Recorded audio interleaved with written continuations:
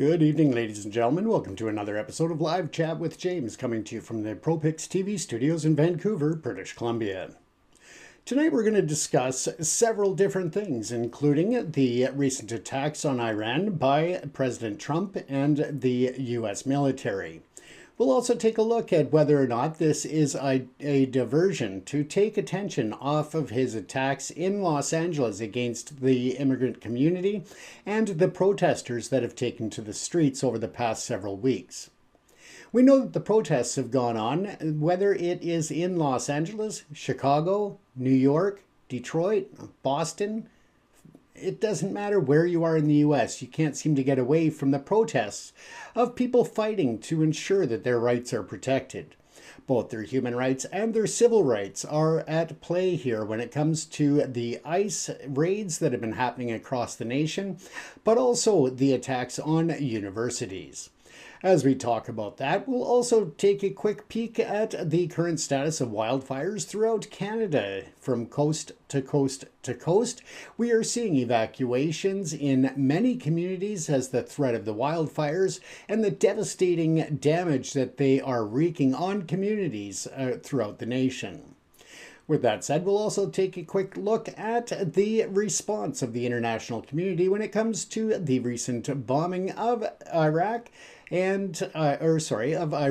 by the United States government and their military, and whether or not that is outside the realm of the United Nations. So let's start off talking about those attacks and what exactly is the purpose.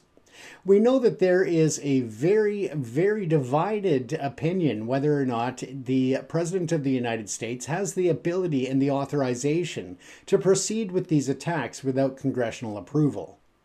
With that said, the Trump administration and proponents on Trump's side, as well as those against, are having this debate yet once again. It's a debate that comes up time and time again, both in Democratic and Republican circles under different leadership and different presidents. When you look at the attack on Iran, it could fall within the Article 2 of the United States Constitution that allows the U.S. government, in specifically the president, to make a call to preeminently attack when there is imminent threat against the United States. When there is an action required to retaliate for an attack on the United States, and when it is to save the lives of American citizens. Unfortunately, what it does not specify, and actually quite the opposite, is whether or not the United States can take preemptive strikes based strictly on suspicion and potential actions that the future may hold by different governments. This is by many seen as a breach of the sovereignty of Iran, as well as an illegal attack by a foreign nation. This is going to be debated very heavily within the United Nations Security Council, as well as within the confines of the United States of America. Different congressional members, members of Congress, as well as governors at the state and federal level of politicians, they will all have a say in what goes on next.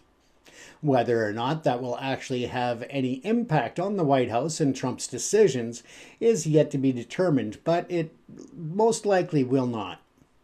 Donald Trump seems to be able to act with impunity when it comes to making his own decisions and taking actions on behalf of the nation. This also calls into question whether or not this was a strike that was to legitimately destroy the uranium processes that are in place, the uranium enrichment programs that Iran has, or was it a diversion for people to pay attention to Iran and the crisis in the Middle East and West Asia in order to take the heat off the United States government and lessen the screams of equality and rights of those in the United States who are being targeted by ICE? When you look at what's happened within the context of the recent attacks and the bunker buster bombs being dropped on Iran, We look at the news cycle, and of course, a lot of things have been pushed out. There's a lot less talk about the attacks and the raids on the immigrants that are in the United States, whether illegal or legal with their temporary resident status or permanent residency. The United States, ICE, and Homeland Security have not shown any respect for the rule of law, for the civil rights of not only those individuals, but of all Americans. They're stopping people and checking them, American citizens as well as visitors, tourists, those who may be in the country illegally, or those who are there legally. The point being is that the Constitution is there to protect those rights, whether or not you are an American citizen or not. If you are on U.S. soil, you are supposed to be protected by that very important document. A document called the Constitution that maybe Donald Trump only uses when it applies to his benefit, when it goes and backs up his thoughts and his agenda. But let's be real. He has no problem questioning the contents of the Constitution if it is contrary to what he wants to do. He has no problem setting aside the rights that are guaranteed under that Constitution to any person standing on the soil belonging to and identified as the United States of America. For centuries now, people have explored the world. They've discovered new nations. They've tried to leave one nation for another to achieve the opportunity for a better life. People have discovered new opportunities, new options, and most of all, envisioned a better life for their children. This still holds true today as it did centuries ago. Now, whether or not people have entered the United States legally or illegally should not be the ultimate question, but instead, what can be done to control the immigration in the United States? What can be done to handle the people that are in the United States illegally while still respecting not only the spirit of the Constitution, but the very words that are written in it? The Constitution guarantees those securities, that safety, the human rights and self-dignity of every person that falls under its protection. Like a big, warm, comfy blanket, people are supposed to be able to cozy up and be comfortable and relaxed while covered by that warm, cozy blanket of the Constitution. The other thing that we need to look at is whether or not protesting should be outlawed. According to Donald Trump, the protests that have been going on in LA and other areas, he is seeing as acts of terror. He's claiming that it is all criminals and violent criminals that are partaking in such actions. He's using different ways to circumvent the laws and the civil rights of those who are participating in protests in order to raise anger, to increase the divisive nature that comes with fear. And when I say that it comes with fear, it's not because there is a legitimate fear of immigrants, of illegals, or of citizens of different nationalities, races, religions, backgrounds. This is a fabricated agenda by MAGA, by Project 2025, and by the Trump administration. Instead of bringing the country closer together, he's looking to rip it apart. It's all about what is best for Donald Trump and for his billionaires. While you're distracted with his ongoing words to divide a nation and to create anger and to create distractions, he's pushing through budgets and trying to destroy what has been built over many decades, if not centuries, of work by the forefathers and by the hard work of those who came to the United States and build something, not only for themselves, but for the nation. The truth is that the United States was not constructed and developed and advanced by solely those who had citizenship, but many times it was people who came to the nation, some illegally and some through the proper channels, that have made great advancements in healthcare, in social structures, in infrastructure, in education, and so much more. Now it seems that these innovations and these opportunities are being targeted. And at the same time, they're being targeted in an illegal way. The time for people to stand up to ICE is definitely one that has arrived. The time is now. But it must be done in a non-violent manner. It must be done while respecting the rights of those who want to quiet the voices that are speaking out. Let's not forget that whether or not you like what ICE is doing and what they stand for, they are following the orders that come down from the White House. But at the end of the day, they are mothers and fathers, sons and daughters, friends. And for them to turn a blind eye to the Constitution of the United States is wrong. But at the same time, they have every right, like anybody else, to return home safe, uninjured, at the end of the day, to look after those families, to raise those children, and hopefully realize that what is happening right now is teaching the next generation that the Constitution is not important. So we hope that they will see the light at the end of the tunnel that says the Constitution is being bypassed, and that's got to stop. At the same time, you look at the ability for the provocateurs and those who want to instill the hatred, that want to instill more divisiveness.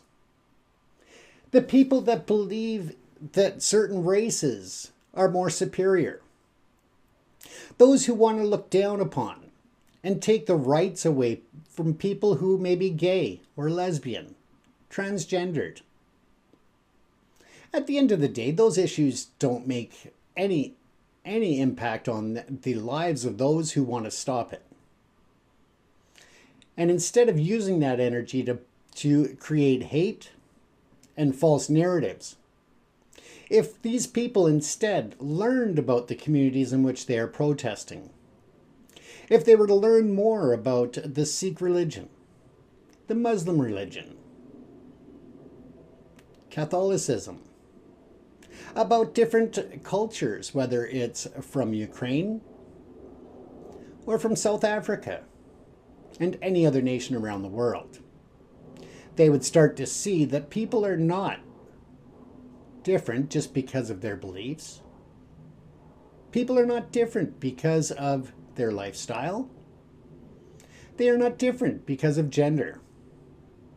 Instead, we are all the same. At the end of the day, we want to be able to achieve our dreams. We want to be able to move forward in a safe and welcoming world.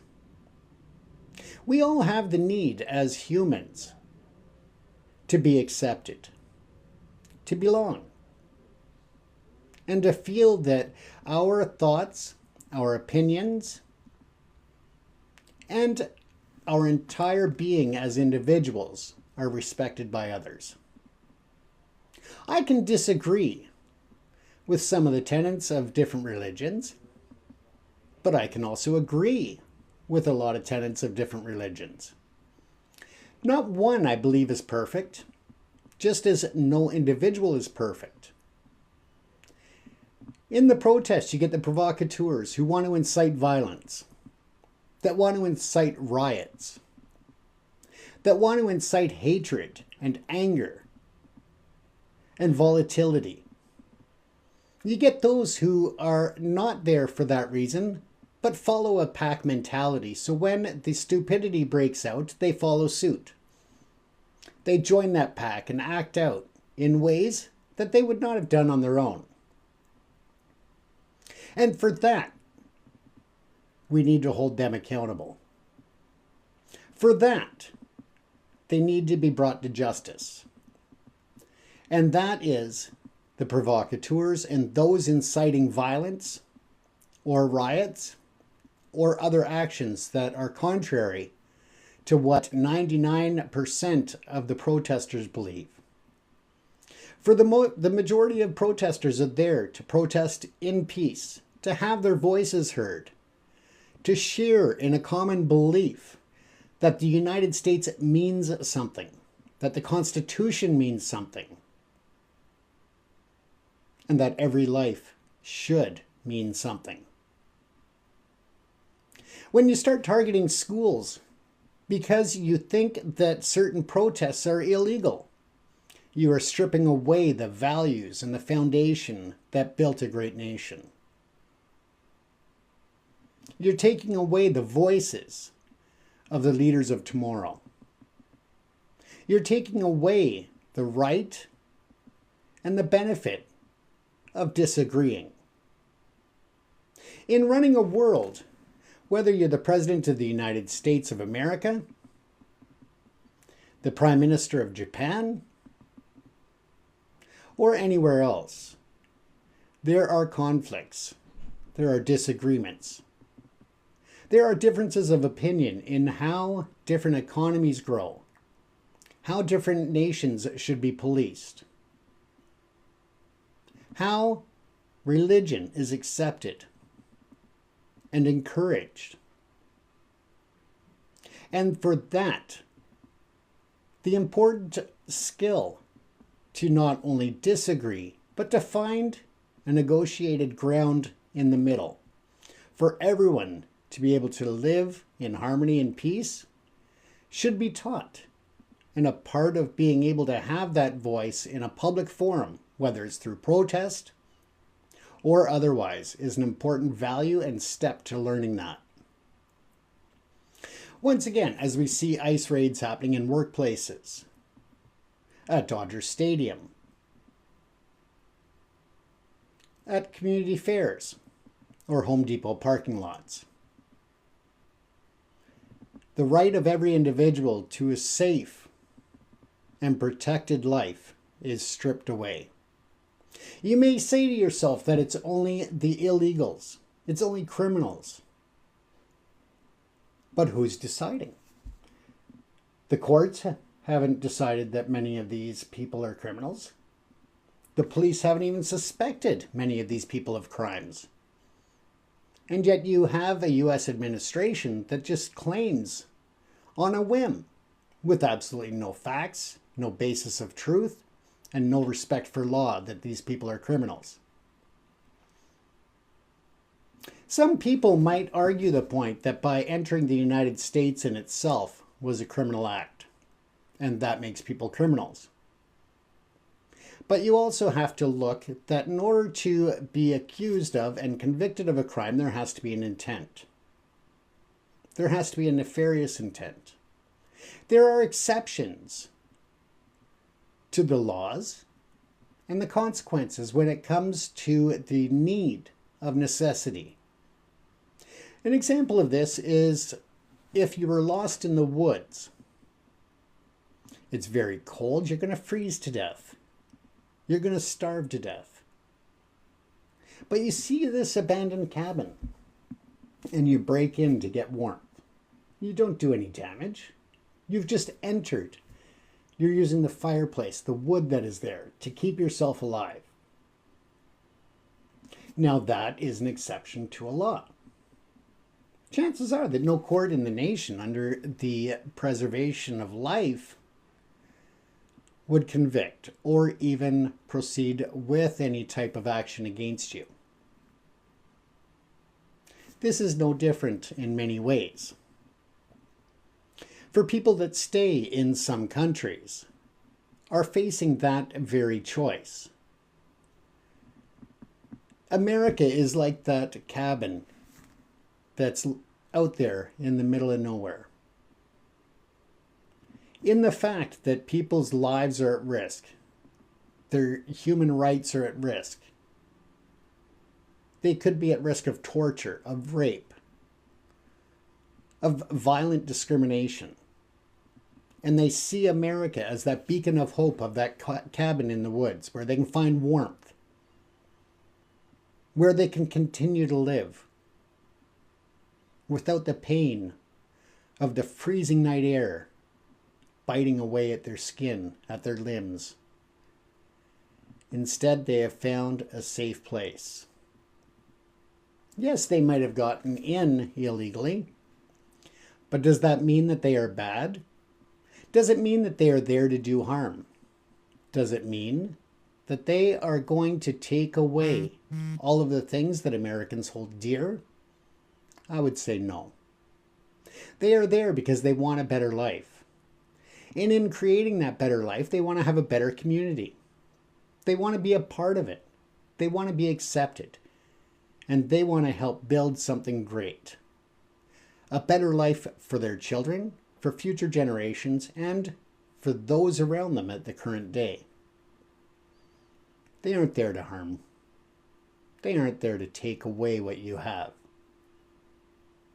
Instead, they are there to give you the opportunity of improvement as well, because they will stand shoulder to shoulder with you as you build a fence,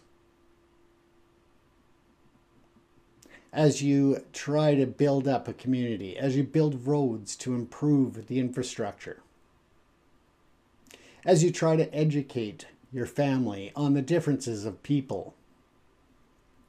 They have no problem telling you about their past, about their culture, about their religion. They do it not to try to convert you into believing that everything that they have is the best, as in religion or their homelands. They do it to bring an awareness so that you can understand what it is that they believe, what it is that they've experienced, and what it is that motivates them to be great neighbors, great citizens, and great Americans. So I encourage you not to yell to lock up all the protesters.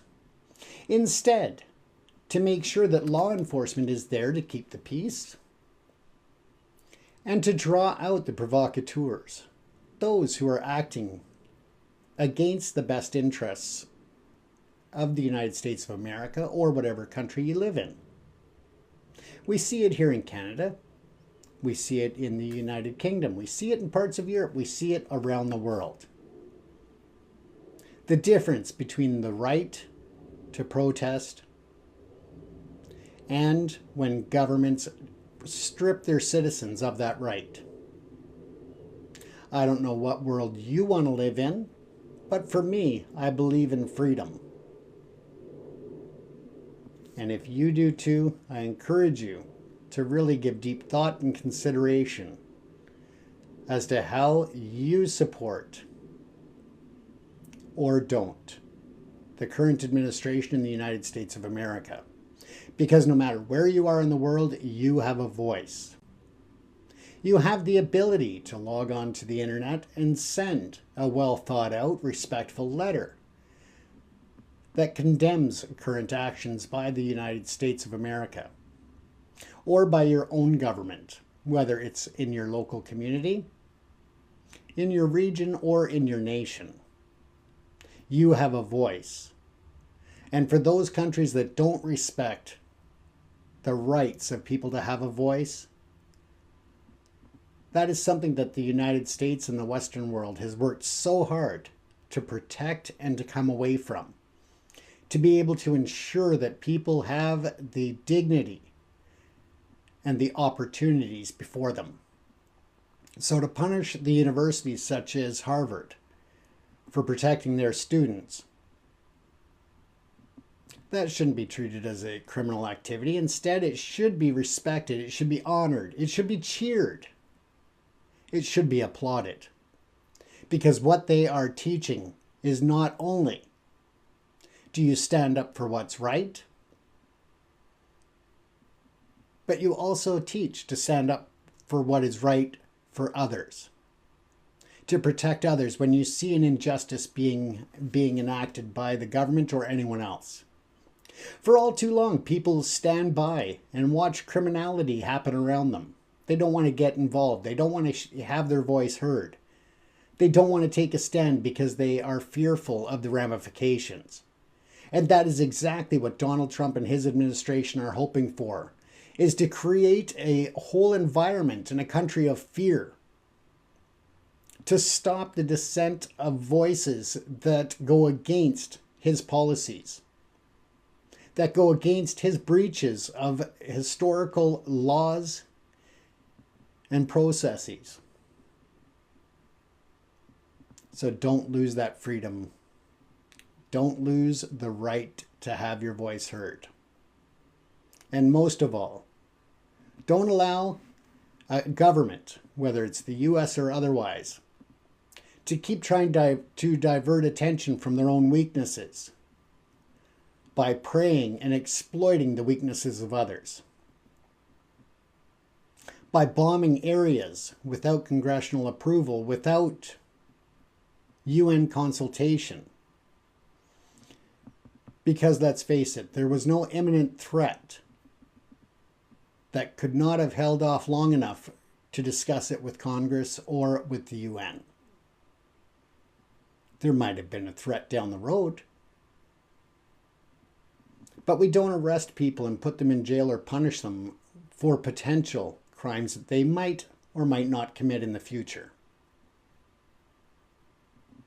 If someone has a weapon illegally, then yes, there could be a threat. But it doesn't necessarily mean that they were on their way to harm someone with that weapon in the immediate future or even in the later future. So let's come together as one to bring peace and to try to find diplomatic solutions to our differences. And with that, we'll move on to the next segment. And that is the current wildfire situation across the nation of Canada and, of course, elsewhere. We'll see as the fire risks increase. Right now, they are at extreme levels in many parts of the country. There are fire bans across many provinces and territories. Right now, up in the northern parts of Canada, in the Yukon, there are many evacuation alerts up. There are towns that are facing the potential of the devastating wildfires reaching their streets and burning down the homes. So with that, we want to encourage people to pay attention to the evacuation alerts, to travel advisories, and to what's going on around you. If you're out enjoying the backcountry, use caution. We know that tragically a life was lost last week in Banff National Park at the Bow River Falls, and others were injured in a rock slide. Nature can be a very powerful force, one that you don't want to mess with. But at the same time, we don't want to encourage destruction. And by that, I mean we need to be very smart when it comes to being out in the backcountry, to be out camping, or even just driving down the highway. Use your fire smarts, ladies and gentlemen. So many of these wildfires every year are created by human factors. People smoking and throwing a cigarette out the car window while they're driving through a national forest. People who are out camping and don't bother to put out the fire and make sure it's extinguished. Not just on the surface, but underground as well. Keep in mind that the root systems underground can be smoldering or heated from a campfire. So you need to use caution there as well and make sure that it is out. Make sure that fires are extinguished. Make sure that if you are in an area where you're allowed to have controlled fires, whether that's in a fire pit or anything else, if you do so on a windy day, there's chances that different embers and coals can blow from that fire and travel to nearby bushes, brush, and forests. Even in the middle of nowhere, there are people that explore the outdoors. So you're putting their lives at risk.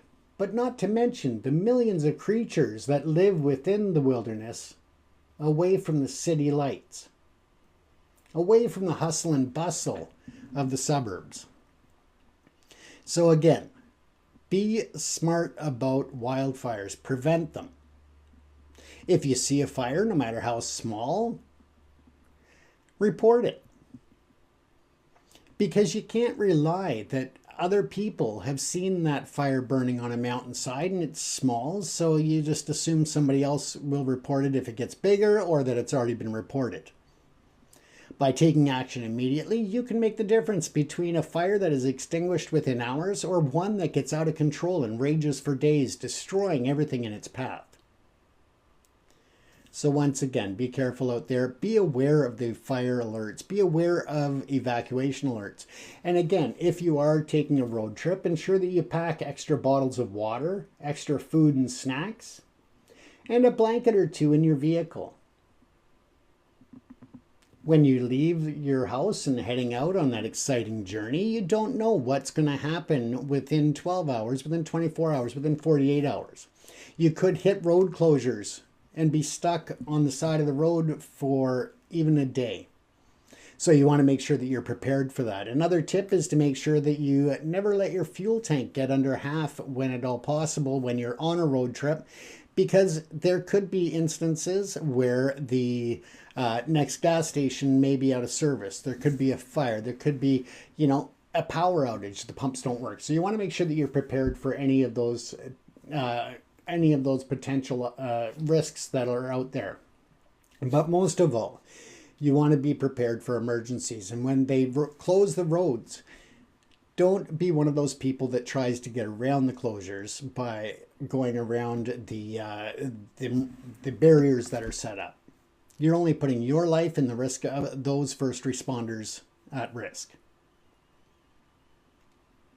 Be respectful. It may be inconvenient for you. It may be downright, impeding with your plans. Maybe you have a family emergency you're trying to get to, but at the same time, you don't want to become the family emergency either.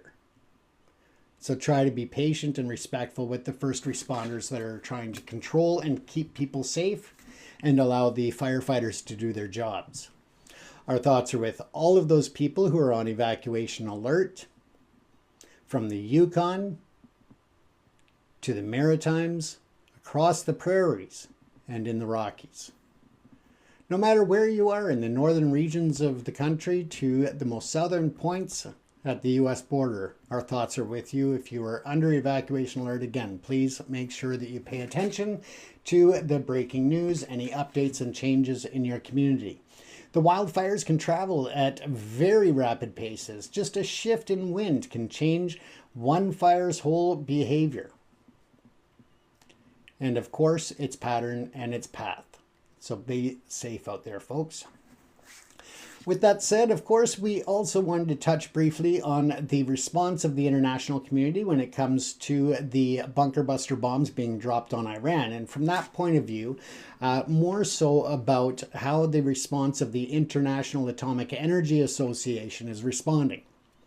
And as such, they are holding an emergency meeting on Monday, later today, where they will be discussing the potential for radioactive leaks and contamination to the surrounding areas. And when it comes to the uranium enrichment, of course, they have quite a few concerns, and those will be addressed. I believe it's about 35 nations that are involved and included in the Atomic Energy Association. So again, they'll be meeting later on Monday. We'll bring more news about that. As it becomes available, we'll update you tomorrow night on the show.